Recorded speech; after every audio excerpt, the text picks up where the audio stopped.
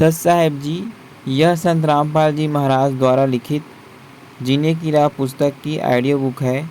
इस audio book को 11 मई 2024 को शाम 6 बजे एडिट किया गया है। आप इसे ध्यान से सुने और इस वीडियो को शेयर भी करें। सच साहेब। मानव जीवन की आम धारणा। जब तक यथार्थ आध्यात्मिक ज्ञान नहीं होता तो जन साधारण की धारणा होती है कि बड़ा होकर पढ़ लिखकर अपने निर्वाह की खोज करके विवाह कराकर परिवार पोषण करेंगे, बच्चों को उच्च शिक्षा तक पढ़ाएंगे, फिर उनको रोजगार मिल जाए उनका विवाह करेंगे, परमात्मा संतान को संतान दे, फिर हमारा कर्तव्य पूरा हुआ। कई बार गांव या गवांड यानी पड़ोसी गांव के वृद्ध इकट्ठे होते तो आपस में कुशल मंगल जानते। तो एक ने कहा कि परमात्मा की कृपा से 2 लड़के तथा 2 लड़की हैं। कठिन परिश्रम करके पाला पोसा तथा पढ़ाया, विवाह कर दिया, सब के सब बेटा बेटियों वाले हैं। मेरा कार्य पूर्ण हुआ, 75 वर्ष का हो गया हूँ, अब बेशक मौत हो जाए, मेरा जीवन सफल हुआ, वंश बेल चल पड़ी, संसार में नाम रहेगा। इसका विवेचन। उपरोक्त प्रसंग में जो भी प्राप्त हुआ वह पूर्व निर्धारित संस्कार ही प्राप्त हुआ, नया कुछ नहीं मिला। एक व्यक्ति का विवाह हुआ, संतान रूप में बेटी हुई। मानव समाज की धारणा रही है कि पुत्र नहीं है तो उसका वंश नहीं चलता, परंतु आध्यात्मिक ज्ञान की दृष्टि से पुत्र पुत्री में कोई अंतर नहीं माना जाता। आशा लगी कि दूसरा पुत्र तो बेटा होगा, मगर दूसरी भी लड़की हुई। फिर आशा लगी कि परमात्मा तीसरा तो पुत्र दे, परंतु तीसरी भी लड़की हुई। इस प्रकार कुल 5 बेटियां हुई, पुत्र का जन्म हुआ ही नहीं। इस उदाहरण से स्पष्ट होता है कि न तो मानव का चाहा हुआ और न ही किया हुआ। जो कुछ हुआ संस्कार वश ही हुआ। यह परमेश्वर का विधान है।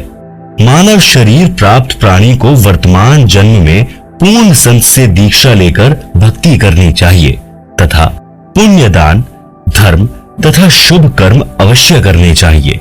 अन्यथा पूर्व जन्म के पुण्य मानव जीवन में खा खर्च कर खाली होकर परमात्मा के दरबार में जाएगा, फिर पशु आदि के जीवन भोगने पड़ेंगे।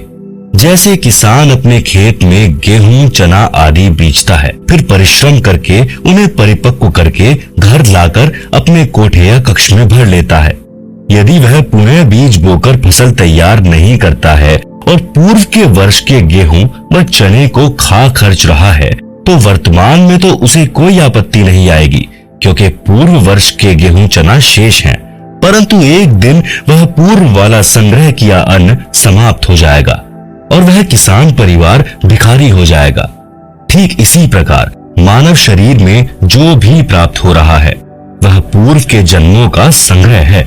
यदि वर्तमान में शुभ कर्म तथा भक्ति नहीं की तो भविष्य का जीवन नरक हो जाएगा। अध्यात्म ज्ञान होने के पश्चात मानव बुद्धिमान किसान की तरह प्रति वर्ष प्रत्येक मौसम में दान, धर्म, स्मरण रूपी फसल बोएगा तथा अपने घर में संग्रह करके खाएगा तथा बेचकर अपना खर्च भी चलाएगा।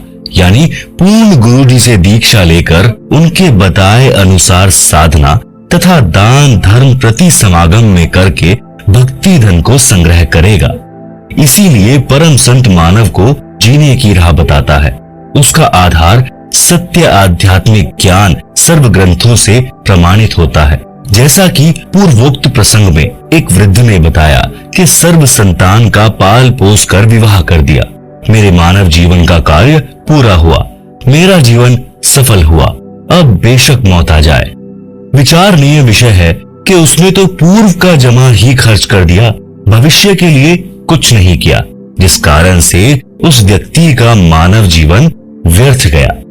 कबीर जी ने कहा है, क्या मांगू कुछ थिर ना रहाई, देखत नैन चला जग जाई, 1 लख पूत 1.25 लाख नाती, उस रावण के दीवाना बाती। भावार्थ, यदि एक मनुष्य एक पुत्र से वंशबेल को सदा बनाए रखना चाहता है तो ये उसकी भूल है। जैसे श्रीलंका के राजा रावण के 1 लाख पुत्र थे तथा 1.25 लाख पौत्र थे। वर्तमान में उसके कुल में कोई घर में दीपक जलाने वाला भी नहीं है। सब नष्ट हो गए। इसलिए हे मानव, परमात्मा से ये क्या मांगता है जो स्थायी ही नहीं है?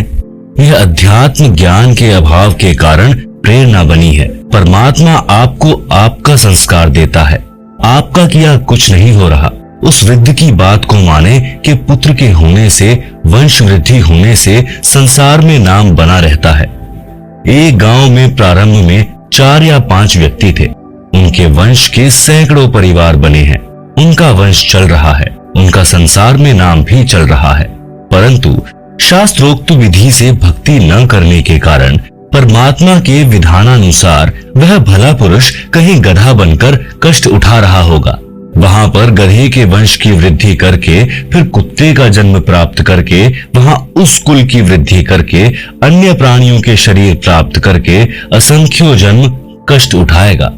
भावार्थ है कि मानव जीवन प्राप्त प्राणी को चाहिए कि सांसारिक कर्तव्य कर्म करते करते आत्म कल्याण का कार्य भी करे, जिस कारण से परिवार से आने वाली पूर्व पाप की मार भी टलेगी, परिवार खुशहाल रहेगा। अन्यथा शुभ अशुभ दोनों कर्मों का फल भोगने से कभी सुख तथा कभी दुख का कहर भी झेलना पड़ता है। एक समय दास लेखक एक गांव में 3 दिन का सत्संग पाठ कर रहा था। उसी परिवार का एक रिश्तेदार एक 4 वर्ष के लड़के को साथ लिए आया। चर्चा में उसने बताया कि मुझे 4 पुत्र 2 पुत्री संतान रूप में प्राप्त हुई, सबका विवाह कर दिया। मेरे जैसा सुखी हमारे गांव में शायद ही कोई था। फिर ऐसी नौबत आई कि 2 वर्ष में घर उजड़ गया। 2 बेटे मोटरसाइकिल पर ससुराल जा रहे थे, दुर्घटना में भगवान के घर चले गए। उनकी पत्नी भी अन्य गांव में विवाह कर दी। 1 वर्ष पश्चात एक पुत्र को खेत में ट्यूबवेल पर रात्रि में सर्प ने डस लिया, मृत मिला। चौथा इस दुख से हृदयाघात से चल बसा। सब बहुएं भी चली गई। पत्नी का मानसिक संतुलन बिगड़ गया। यह लड़का बड़ी लड़की का है, जिसके सहारे दिन काट रहा हूं। बेटी को घर पर रखा है। प्रिय पाठकों से निवेदन है कि विवेक से काम ले और मानव जीवन की सच्ची राह पकड़े, भक्ति अवश्य करें। संतान होना या ना होना यह आपके पूर्व के कर्मों का फल है। यदि संतान को धर्म कर्म का ज्ञान नहीं है तो वह चाहे कितनी ही नेक हो, कभी ना कभी गलती कर ही देगी। वह सब पाप कर्मों के कारण होगा। एक व्यक्ति ने बताया कि मेरा ससुर 4 एकड़ का जाट किसान था। उसने दिन रात मेहनत करके कुल 16 एकड़ जमीन खरीद कर बना ली, यानी 12 एकड़ जमीन और मोल ले ली। 4 लड़के थे और एक लड़की थी। सबकी शादी कर दी। 60 वर्ष की आयु में मेरे ससुर जी को अधरंग मार गया। चारों लड़के भिन्न रहते थे। कुछ दिन बड़े बेटे में रहा, परंतु 6 महीने में ही कपड़ों में बदबू आने लगी। फिर तीसरे नंबर वाले के घर में रहा। कुछ दिन बाद उसने भी हाथ खड़े कर दिए। इसी प्रकार चारों पुत्र सेवा से तंग आ गए। गांव की पंचायत ने मेरे ससुर जी की सेवा कराने के उद्देश्य से 2 एकड़ जमीन उसको अधिक देने का फैसला किया, जो बेटा अपने पिता की सेवा करेगा। इस लालच में छोटे वाले ने सेवा करने की बात मान ली। 6 महीने में उसने कहा कि मेरे बस की बात नहीं है। रिश्तेदार इकट्ठे हुए। सब बच्चों को सभी प्रकार से समझाया, परंतु कोई सेवा को तैयार नहीं हुआ।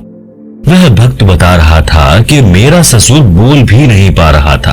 जब छोटा पोता सामने आया तो गर्दन के संकेत से कह रहा था कि आजा मेरे पास, लाड करूंगा।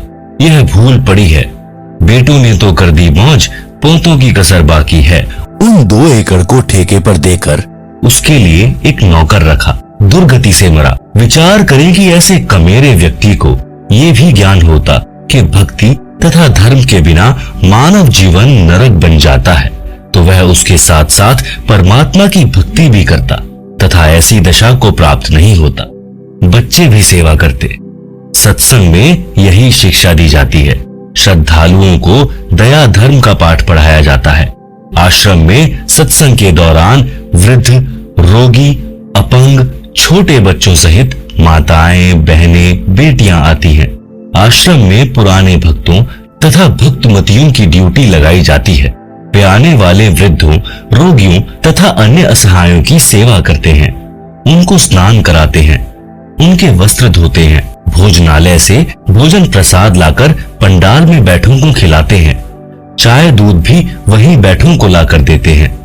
विचार करें कि जो बच्चे सत्संग में जाने वाले तथा बेटी, बहनें, माई व भक्त भाई सत्संग में आने वाले गैरों की सेवा करते हैं, तो वे घर पर अपने माता पिता, भाई बहन, सास ससुर की भी उसी भाव से सेवा करेंगे, क्योंकि उनका स्वभाव बन जाता है। उनके दिलों में दया भरी रहती है, उनको परमात्मा का विधान अच्छी तरह याद होता है।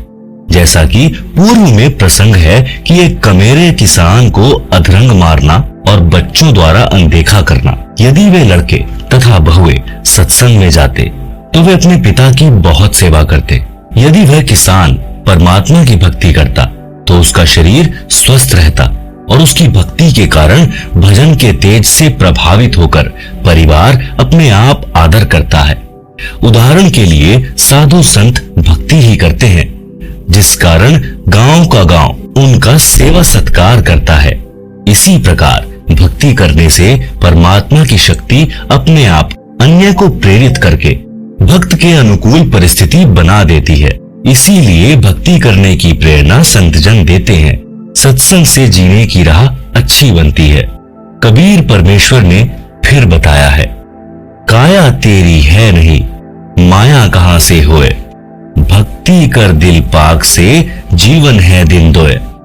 बिन उपदेश अचंभ है, क्यों जीवत है प्राण, भक्ति बिना कहां ठोर है, ये नर नाही पाषाण। भावार्थ, परमात्मा कबीर जी कह रहे हैं कि हे भोले मानव, मुझे आश्चर्य है कि बिना गुरु से दीक्षा लिए किस आशा को लेकर जीवित है। न तो शरीर तेरा है, ये भी त्याग कर जाएगा, फिर संपत्ति आपकी कैसे है। जिनको यह विवेक नहीं है कि भक्ति बिना जीव का कहीं भी ठिकाना नहीं है, तो वे नर यानी मानव नहीं है, वे तो पत्थर हैं। उनकी बुद्धि पर पत्थर गिरे हैं। कबीर जी ने फिर कहा है कि बेगार की परिभाषा, अगम निगम को खोज ले, बुद्धि विवेक विचार, उदय अस्त का राज मिले तो बिन नाम बेकार। भावार्थ, पुराने समय में पुलिस थानों में जीप, कार आदि गाड़ियां नहीं होती थी। जब पुलिस वालों को कहीं छापा मारनी होती थी तो किसी प्राइवेट 3 व्हीलर या 4 व्हीलर वालों को जबरदस्ती पकड़ लेते और उसके व्हीकल में बैठकर जहां जाना होता ले जाते। ड्राइवर भी 3 व्हीलर वाला होता था तथा पेट्रोल डीजल भी वही अपनी जेब से डलवाता था। उस दिन की दिहाड़ी भी नहीं कर पाता था। पुलिस वाले उसको सारा दिन इधर उधर घुमाते रहते थे। आम व्यक्ति तो ये विचार करता था कि ये 3 व्हीलर वाला आज तो बहुत ज्यादा कमाई करेगा, सारा दिन चला है, परंतु उसका मन ही जानता था उस दिन उसके साथ क्या बीती होती थी। ऐसे ही राजा लोग इस जन्म में भक्ति ना करके केवल राज्य व्यवस्था को बनाए रखने में जीवन समाप्त कर रहे हैं, तो वे बेगार करके जाते हैं। पूर्व जन्म के धर्म कर्म से राजा बनता है, वर्तमान जन्म में उसी पुण्य को खर्च खा रहा होता है। जनता को तो लगता है कि राजा बड़ी मौज कर रहा है, आध्यात्मिक दृष्टि से वह बेगार कर रहा है, भक्ति कमाई नहीं कर रहा है। यदि व्यक्ति पूर्ण गुरु से दीक्षा लेकर भक्ति नहीं करता है तो उसको चाहे उदय अस्त का यानी पूरी पृथ्वी का राज्य भी मिल जाए तो भी वह 3 व्हीलर वाले की तरह व्यर्थ की मारो मार यानी गहमा गहमी कर रहा है, उसे कुछ लाभ नहीं होगा। इसलिए राजा हो या प्रजा, धनी हो या निर्धन, सबको नए सिरे से भक्ति करनी चाहिए, उसी से उनका भविष्य उज्जवल होगा। सत साहिब जी, आपको यह वीडियो कैसा लगा हमें कमेंट में बताएं और हमारे चैनल को सब्सक्राइब करें। सत साहिब।